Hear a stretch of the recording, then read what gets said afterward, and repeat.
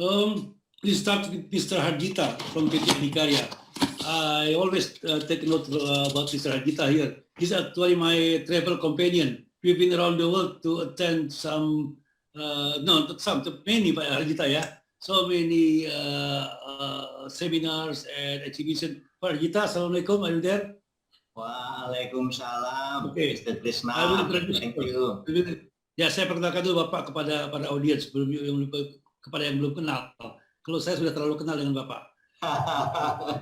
Pak Hardjita graduated from Practical Engineering ITS, one of the most prominent technological school in Indonesia. He is now the operation manager of Railway Division since 2018, right, Pak Hardjita? Yes, Pak. Right, Pak. He is still going strong at the age of 50. Mr. Hardjita has been taking a role, a very big role actually, in building the LRT, Jabodetabek, and I used to be in one building with him, sharing the office. He gave me space. He gave us the Masca space for office. Pak Hardjita, please proceed with the presentation. Entertain us with your experience. Please, the screen is yours. Okay, Pak. Thank you. Pak, screen-nya, Pak. Please allow us to share the screen. Yes, thank you. Good afternoon.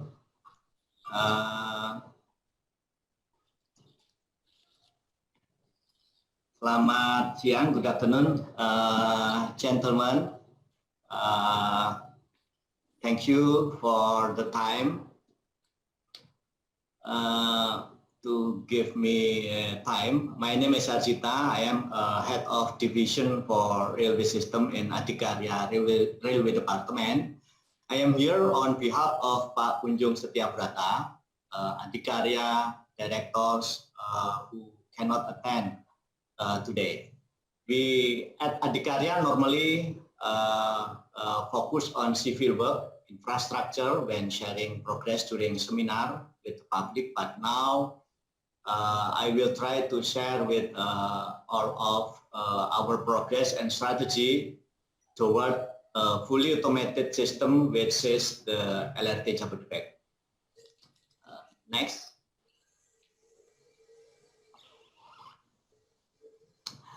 The maps in the screen is a complete line for LRT Jabodetabek, as mentioned in Presidential Decree, with point Adikarya as main contractor for infrastructure, including railway system. At the moment, we are finishing the phase 1 with the progress is 77.8%, and for the service line 1 is 91.6%, and the progress of service line 2 is 73.38%, and for the service line 3 is 71.4%. Next.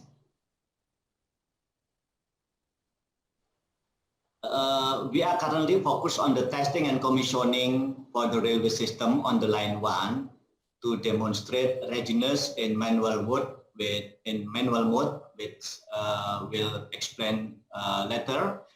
The operational of the train speed is 90 km/h, and we use the train from Inka, which have a capacity 740 passenger, and for the crash load is 1,308 passenger, which is the width is 2.65 meters.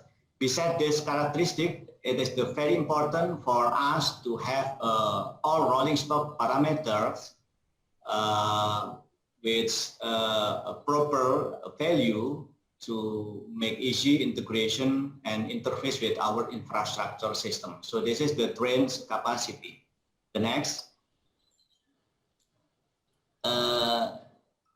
These are the operation facility of LRT Jabodetabek. We use CPTC moving block signaling system with 3-minute headway and with ATP, and we have a platform screen door, telecommunication system, electrification system, 20 kV backbone network, interconnection system, and then we also using third rail, SCADA system, and also ticketing system. For the ticketing system, this is kereta api scope of supply. Next.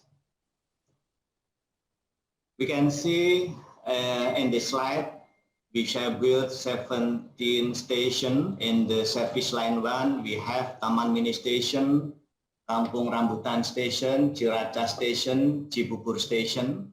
And service line 2, we have Cawang Interchange Station, Ciliwung Station, Cikoko Station, Pancoran Station, Kuningan, Rasuna Said, Setiabudi, and Duku Atas.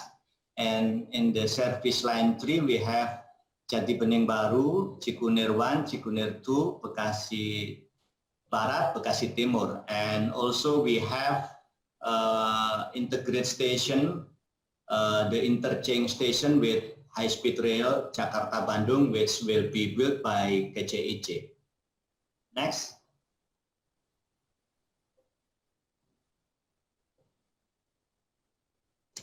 We see at the screen, this is the depot facility. In the depot facility, we have kereta api building, light maintenance, maneuver track. This is for entrance to stabling, light maintenance, and heavy maintenance. We have also 20 trains parking bays. And then we have OCC to control for the main line and also depot. We have also heavy maintenance to maintain the rolling stock. And then we also have a test track. Next.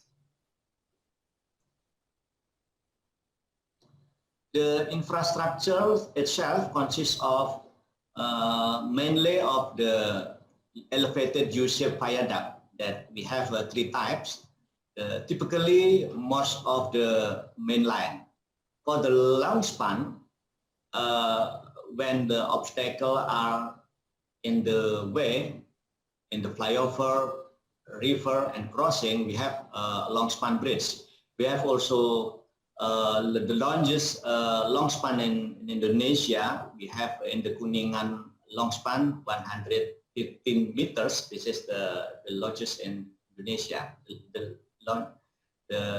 We also have Muri, Muri Tikor. And then we have also special viaduct at grid section in Halim, and also depot entrance. We also use the special viaduct. Next. The Adikarya scope of supply in this project is based on the design and build, and our scope include design, procurement, installation, testing, and commissioning. And for the trial running, this is under PT Kereta Api. Next.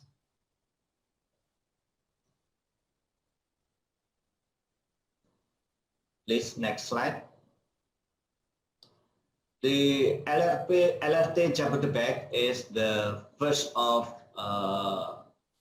its kinds for Adikarya, and the first of its kind in Indonesia, especially for rail system. No contractor in Indonesia had experience to handle a complete system, which is why we did not select the only one contractor to provide whole system in railway system, but we chose the 6 different specialist contractor to provide the railway system in LRT Jabodetabek to reduce the risk. With the help of our consultant, Sistra, we define all necessary requirement for different subsystem, different work package, power supply system, SCADA system, telecommunication system, platform corridor system, and third rail system. So we have six work packet specialist contractor, and once between them and other scheduler, we have interface.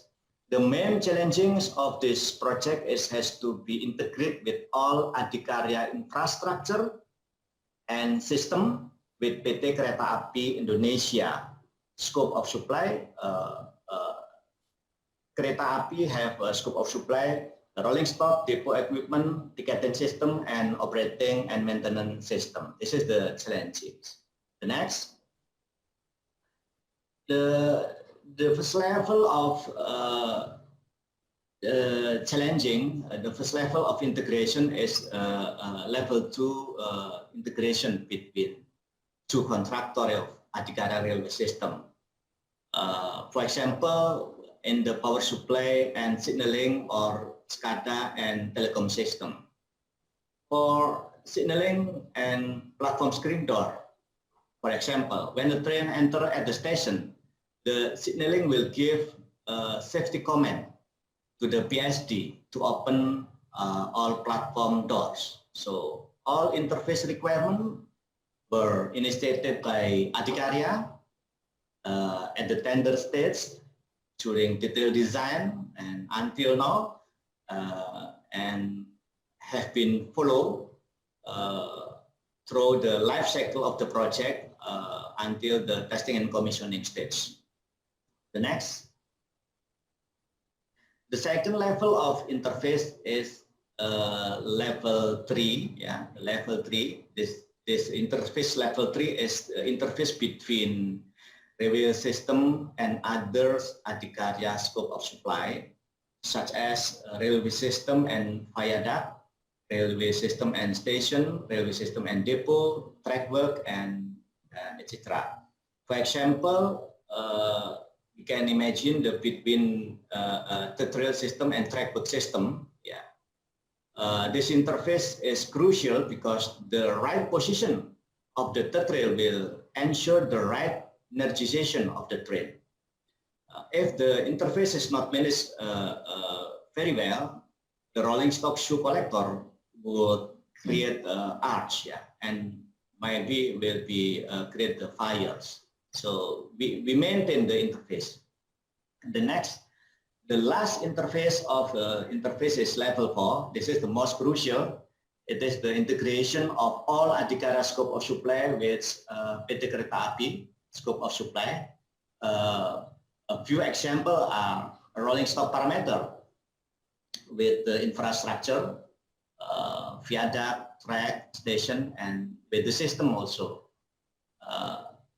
All the above are important, but the most crucial and critical is interface between signaling system and rolling stock interface, consisting of the onboard unit in Adikarya scope and onboard unit in the rolling stock scope, TCMS, to ensure the safe, fully automated in GOA3 operation. The next. All the above are important, but the interface process is actually consists of so many activities. Start from the creation of ICD interface control document with a different phase. Identification, start from identification process, definition process, resolution process, and verification and testing process. All the level at the level 2, 3, and 4 in the ICD are explained in the previous slide, review and follow up by Adikarya consultant teams, OCG, and also OCG as MOT consultant, and then Surveyor Indonesia, Kereta Api, Surveyor Indonesia and Sistra. This is the Kereta Api PTKI consultant, and also we have a independent safety assessor to ensure the proper performance and safety level are met on this project. Next. The interface process consists of so many activities, and this is start from design until the testing state. This slide to show the how we manage the process, start from design, factory acceptance test, partial post-installation test, partial integration test, and until system acceptance test. And this is the whole process that will be managed by us and supervised by our consultant to ensure that the whole product is safe and in according with our technical and specification. Our target is to achieve manual mode, yeah. Commission. This is our target in the master schedule, yeah. All the process of testing is to achieve our target. In manual mode, we have target in service line 1. We make a target on December, but now we can achieve in the October. Yeah, and then for service line 2, we have target for the manual mode demonstration on the May 2021, and then for the service line 2 in November 2021. This is our initial target for manual operation mode. And then after that, we will conduct the fully automatic testing, start from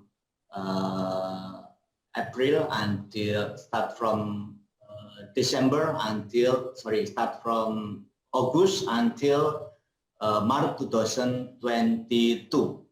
So start from March 2022, we can hand over to PT Kereta Api for the trial running activities. Next. The schematic you see in the screen is the road that will be tested and used as a demonstration to prove manual mode is well tested and commissioned. The road will be start from Taman Mini Station, go to the Kampung Rambutan, then Ciracas Station, and then to Harjamukti, then come back to Ciracas, Kampung Rambutan, and Taman Mini. This scenario will be tested in the manual mode by the end of this month, and we also use this activity to demonstrate for all stakeholders that we can produce our progress during the COVID situation.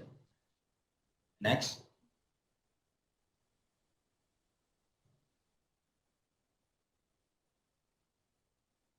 This is the schedule for reception of transit from Inka, where there are 31 transit will be delivered at latest by June 2021, and we also allow Inka to use our infrastructure for the test track to properly verify the installed equipment in the transit is valid. And then after that, we make integration test with our onboard along the wayset and equipment. Next.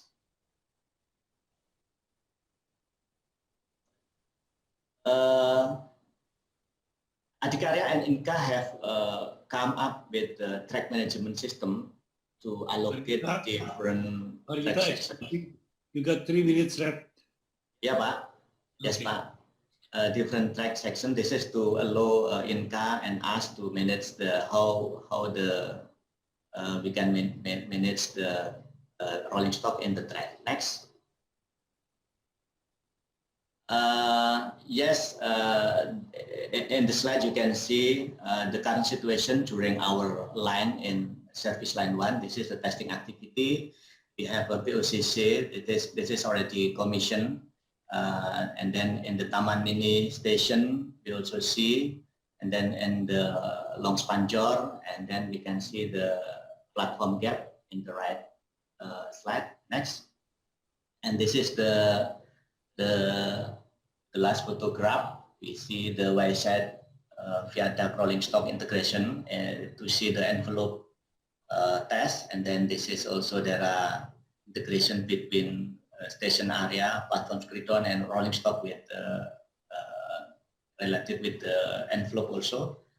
And in the right, you can see and this is the last the interface integration in our infrastructure also.